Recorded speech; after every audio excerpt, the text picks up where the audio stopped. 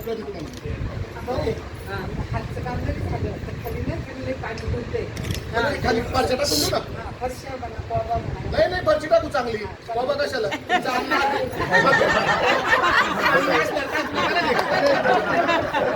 तू कुठे घरासाठी मागे तू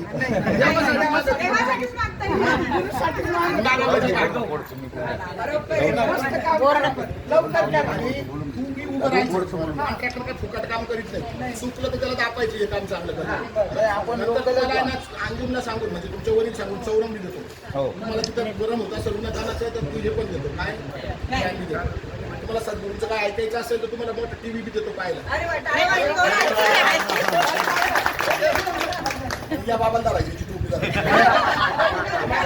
माझा भाऊ आहे. किती वखत घरी आले विचारा आपल्याला